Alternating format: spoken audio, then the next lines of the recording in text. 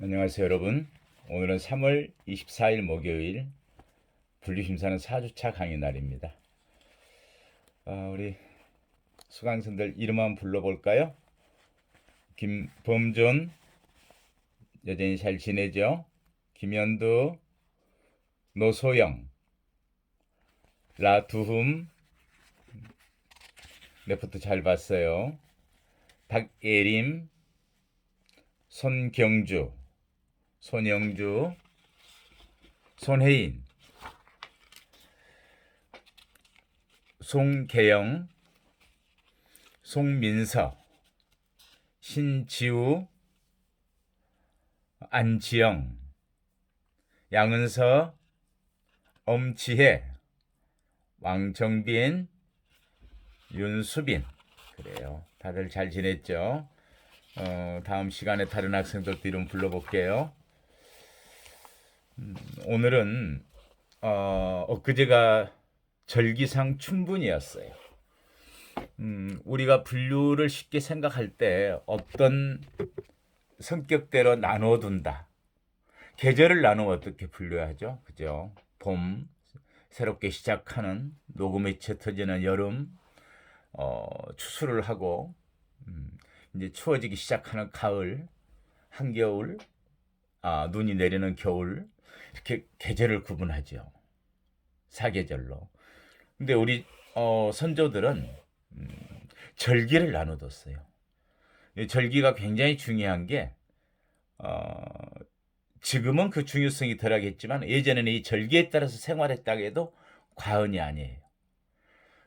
주로 농사를 짓는 농경문화권에 사는 사람들에게는 이 계절의 변화라는 게 대단히 중요하죠. 언제 씨앗을 뿌릴지, 언제 작물을 심을지, 언제 수확을 할지, 언제 갈무리를 할지 모든 것들을 절기에 따라서 하죠. 또 그 시기에 갖고 있는 어떤 일들이 있죠. 명절에 어느 절기에는 벌초를 한다. 어느 절기에는 겨울 준비를 시작한다. 김장을 한다. 어떤 일상들이 절기에 따라서 많이 나눠졌는데 그걸 우리는 24절기로 나눴었죠. 그래서 이제 입추가 되고 우수 경칩이 지나고 엊그제는 21일 춘분이었어요. 한자 용어로는 봄춘자에 나눌 분자인데 따뜻함을 나누는 그런 이제 시기 같아요. 당연히 날이 이제 낮의 길이가 길어지죠. 그렇죠?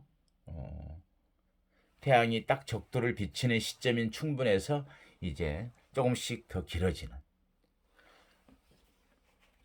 근데 춘분만큼은 이제 음양이 서로 반인 만큼 낮과 밤의 길이가 같다. 우리 속담에 그런 게 있죠. 재밌는 말인데 동지가 지나면 하루의 길이가 낮의 길이가 개꼬리만큼씩 길어진대. 진짜 개꼬리만큼씩 길어지는지 살펴보기도 했습니다. 근데 한 가지 흥미로운 사실은 우리나라에서는 입춘을 봄의 시작으로 보지만 서양에서는 춘분을 그 시작으로 본다고 해요.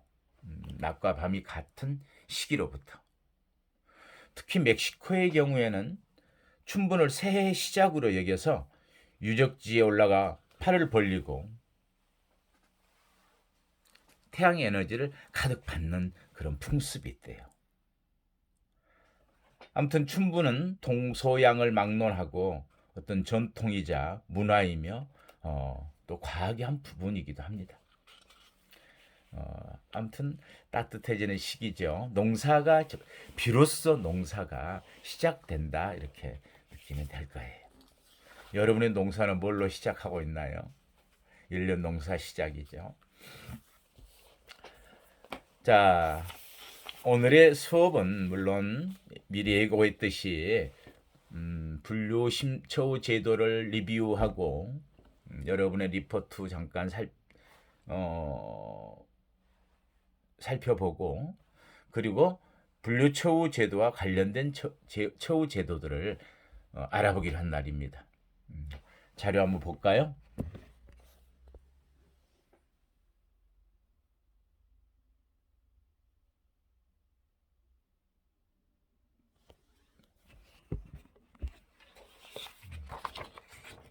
어느 게 더 잘 보이는지 모르겠어요.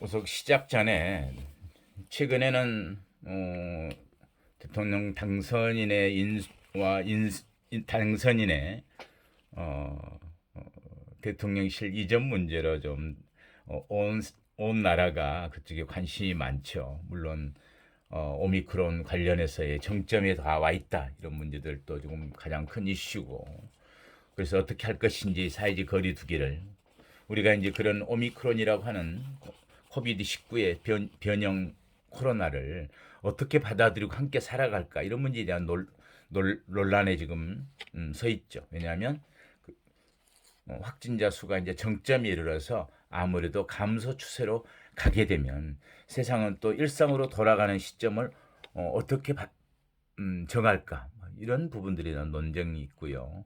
아직도 푸틴의 우크라이나 침공 문제는 세상을 좀 시끄럽게 하고 있고, 그에 따라서 유류가도 오르고 모두 물가가 또 뛰는 현상들, 스태그플레이션의 문제들, 이런 문제가 우리 세상을 시끄럽게 하고 있어서 교정에 대한 특별한 어떤 담론적인 어떤 부분들은 현장에서나 또는 언론에서도 이렇게 논쟁거리가 되는 부분은 별로 없어요.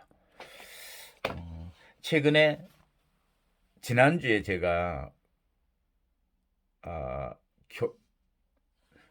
보호관찰론 수업 시간에 학생들이 물어봤었어요. 최근에 보호관찰론에서는 또 이제 소년사법에 대한 소년 보호 처분에 대한 문제가 있어서 다음 하반기에 그 내용을 이야기할 건데, 최근에 넷플릭스 영화가 하나 나왔었죠. 상당히 흥미로운 영화예요. 소년법에 관련된 이야기죠. 특히 촉법 소년이 형사처분을 받지 않는데 이 문제에 대한 우리 사회의 어떤 논란거리들.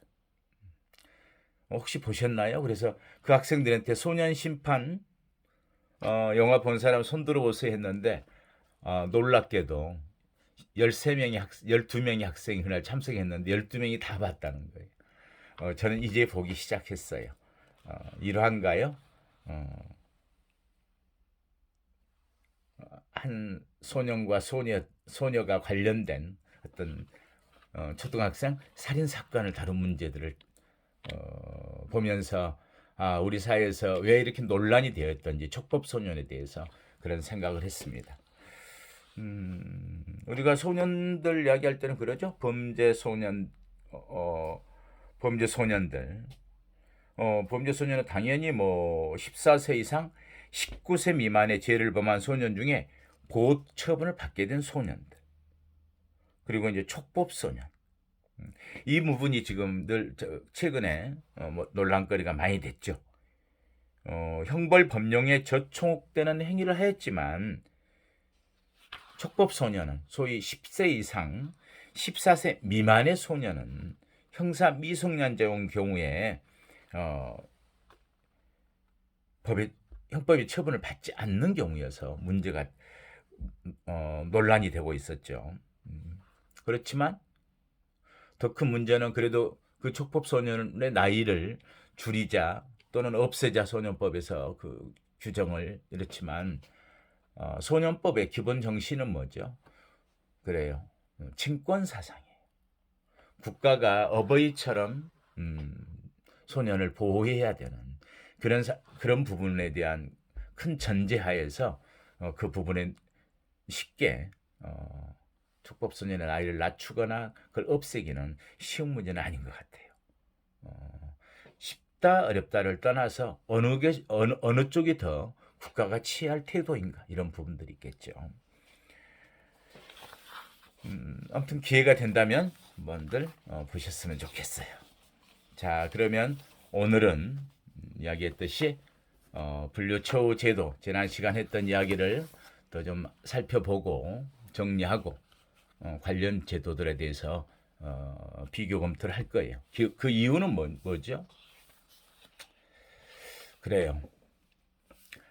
오늘날 교정 이념, 소위 현대 교정 이념과 목표에 따른 거기 교정의 이념도 변해오고 소위 주도적 이념들이 그 시대마다 있는 거죠. 그죠?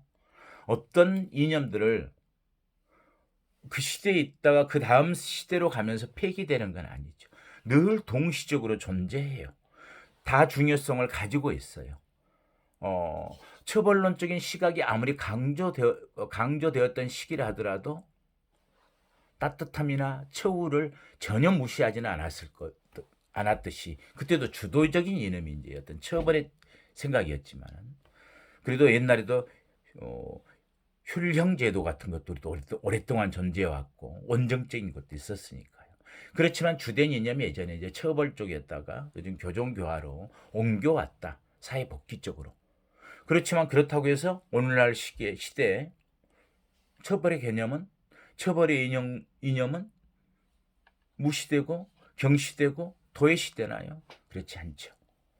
어느 것이 주도적인 이념인가 이렇게 보는 게 교정을 잘 이해할 수 있는 시각이겠죠. 그래서 교정의 이념과 목표가 변동됐을 때는 대신 거기에 따른 분류의 개념이 바뀌겠죠. 교정 이념과 목표에 맞도록 분류는 어떻게 개념이 지어지고 어떤 기능을 하는가, 그리고 그에 따라서 분류 심사의 방법은 어떻게 하는 것인가, 이런 걸 잘 알아보기 위해서 우리는 분류 처우 제도와 예전에부터 지속되었던 예전에 있었던 어떤 누진 처우 제도, 예전에 있었다 해서 지금 전혀 없는 제도들은 아니에요. 우리나라에서도 최근에 이제 이따 설명하겠지만 한 제도가 다른 제도로 바뀌었다 하더라도 거기에 대한 어떤 성격이 전부 다 없어지는 건 아니거든요. 아무튼 우리가 공부했던 분류처우 제도의 키워드는 뭐였을까요? 가장 중요한 건 개개인의 특성을, 여기서 대단히 중요한 개념이라고 그랬죠. 개개인, 소위 한 개인으로 보는 것. 그 다음에 어떤 특성, 그 사람의 어떤 문제점. 예전에는 그 사람의 특성을 알아볼 때는 어떻게 알아봤냐면은 분류심사에서도 마치 바로 반영되는 문제인데, 예전에 그 사람의 특성 그러면 주로 어떤 체형이야, 어떤 범죄 형태에 가까워 라고 하는 거. 가장 주된 것은 범죄 사실이었어요. 늘. 이 범죄가 우발적이야, 과실범이야, 격정범이야, 또는 애모범인지 계획적인 그런 범죄인지, 직업적인 범죄인지, 관습적인 범죄. 그리고 이 사람은 범죄의 횟수가 지나치게 많고 확신범이고, 이런 경우들에 나눠둬서 과거의 사실들, 과거의 범죄 사실에 국한했었죠. 그런데 오늘날 현대 과학이 발전하고 분류처우 제도가 도입되면서 가장 큰 문제는 이 사람의 특성을 그 사람의 성장 과정, 성장사나 그 사람의 범죄 성격이나 그 범죄에 이르게 된 동기들, 과정들, 범죄 성격도 당연히 포함하지만 거기다 더 함께 중요시하게 뭐겠습니까? 이 사람의 특성과 문제점을 알려면 어떤 인성체계, 기본적으로는 지능지수 또는 다른 직업력, 직업 적성, 직업 흥미를 포함한 미래에 준비해야 될 문제들, 이런 부분들이 더 중요해졌다는 거죠. 그래서 개개인, 그리고 과학적 특성과 문제점, 그리고 그걸 어떻게 과학적으로 진단 분석할까, 조사 분석할까, 그리고 보다 더 상담, 이런 부분들의 중요성들. 뭐 때문에 그 사람이 누구인지, 우리는 그 사람의 문제를 어떻게 할 것인지, 이런 부분에 대한 문제들에 대한 접근들이죠. 그리고 나서 분류처우 제도는 이제 어떻게 합니까? 그 결과와 처우를 연결시키는 거죠. 소위 상응한 처우, 적정한 처우 또는 맞춤형 처우, 이런 부분. 그런 처우를 하기 위해서 우리는 무엇이 준비되어야 한다? 기본적으로 두 가지를 이야기했었죠. 어쩌면은 소규모화되고 특성화된 시설, 또 한 가지는 그러한 개별적 처우가 가능하도록 다양한 처우 프로그램의 준비들. 이런 부분을 통틀어서 우리는 뭐라고 한다? 분류처우 제도라고 했어. 자, 그러면 이러한 제도가 있기 전에는 어떤 발전 과정을 거쳐왔을까요? 거기에 대한 대표적인 제도를 하나 설명하고, 그리고 오늘날 우리나라에서 현장에서 적용하고 있는 처우 제도의 성격과 비교를 해보면서 이해하도록 하겠습니다. 그 전에 이 시간에 잠깐 여러분들이 썼던 리포트에 대한 피드백이라 그럴까요? 잠깐 좀 몇 가지만 살펴볼게요.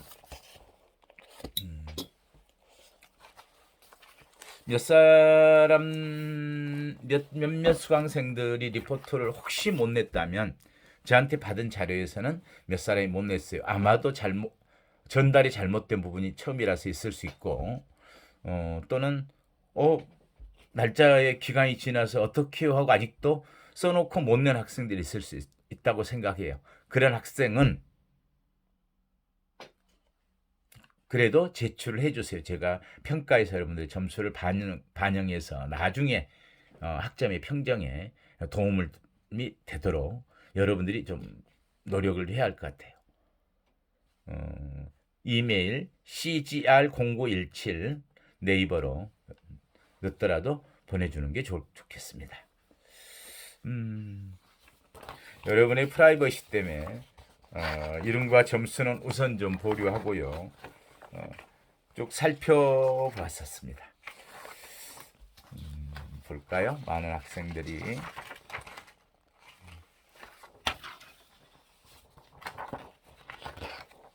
이름이 안 보이게 볼까요?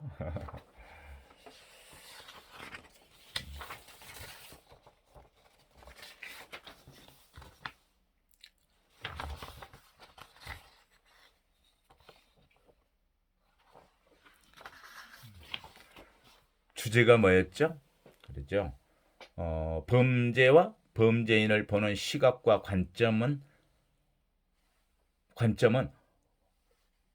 교정 이념을 형성하는 데 가장 기본적인 거죠. 가장 먼저 해야 될 부분들. 교정이 무엇이다라고 하는 부분을 설명할 때는 그 교정 이념, 추구하는 바, 이상적이라고 생각하는 것. 그런데 그러기 위해서는 어떻게 해야 돼요? 우리가 범죄를 어떻게 볼까? 범죄인은 누구이지?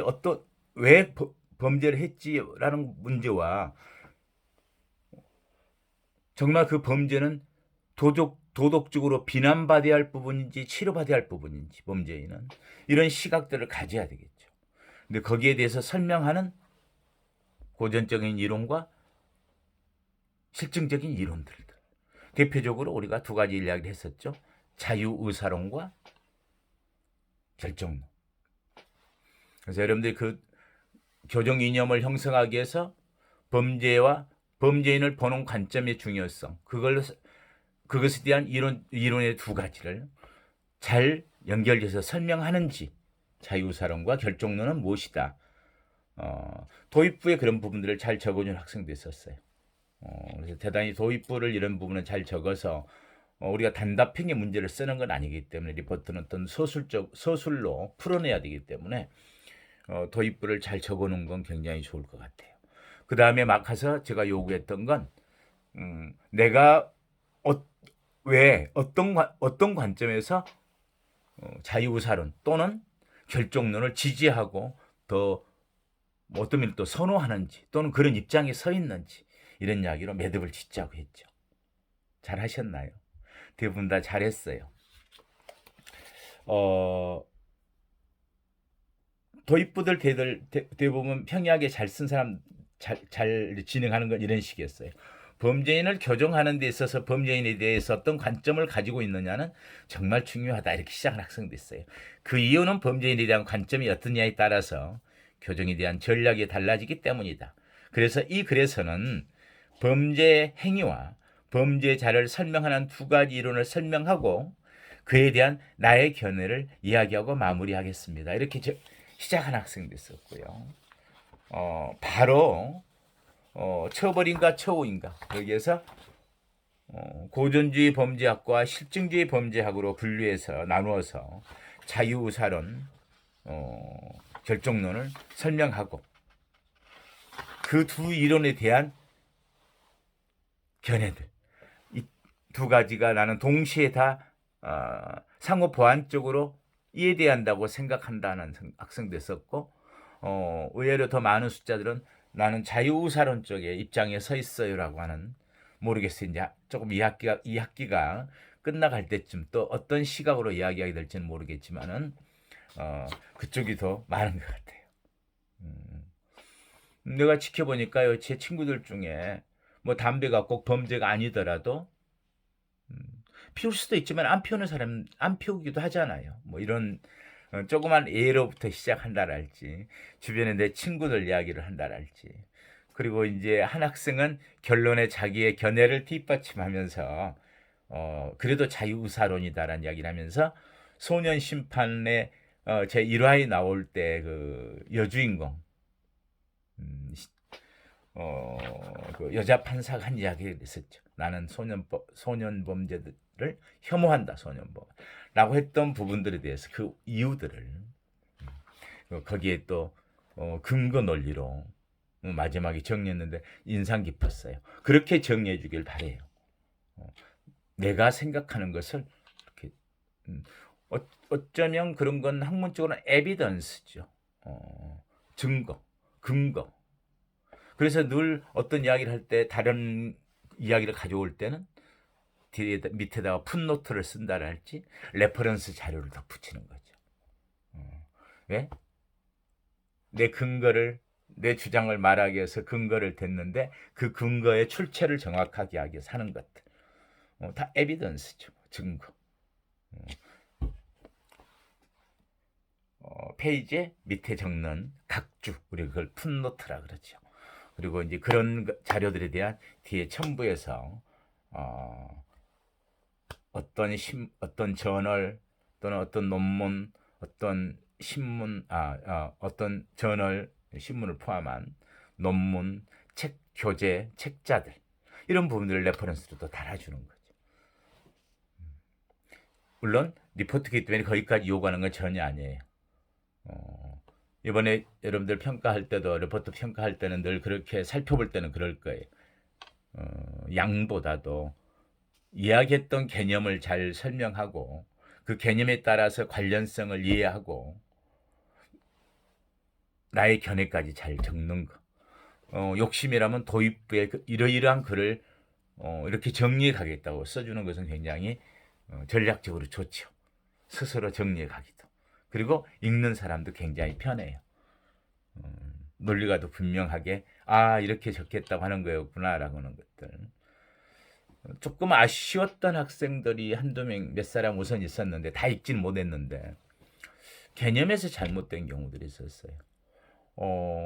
자유사론을 주장한 듯한데 결정론적인 이야기를 하고 있고요. 결정론의 입장에 서 있는 듯 했는데 보면은 연결고리가 없이 자유사론의 이야기를 다시로 가고 있고. 그래서 그 학생에게는 따로 적어두었었는데 좀 아쉬웠어요. 분명한 이해가 잘 안 됐나 하는. 잠깐만 하나만 더 이것만 살펴볼까요?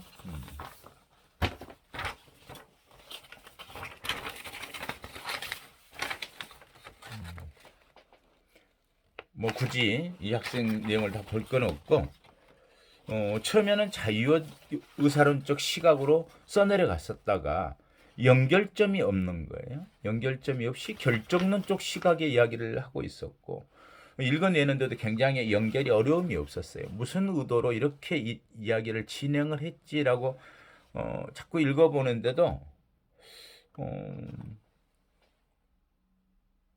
이를테면 가해자와 피해자의 부분에 대한 주어를 또 잘못 적어놓으면 무슨 이야기를 하고 있는지 뒤에가 생각은 알겠어요. 느낌은 가해자는 피해자가 이렇게 써야 될 부분들을 단순히 그냥 가해자가로 이해를 잘못 연결한 경우도 있는 것 같고, 그래서 이런 부분들은 스스로 어떤 논리를 전개해 가다가 막 빠뜨렸다면 좋은데 이제 자칫 생각하면 개념에 대한 이해를 전혀 못하고 있는 것 아닌가라는 생각을 갖기도 합니다. 그래요. 이제 다음 시간에는 이제 오늘 이야기하기로 했던 다른 제도와의 관련성에 대해서 더 설명을 하도록 하겠습니다. 좀 쉬었다 할까요?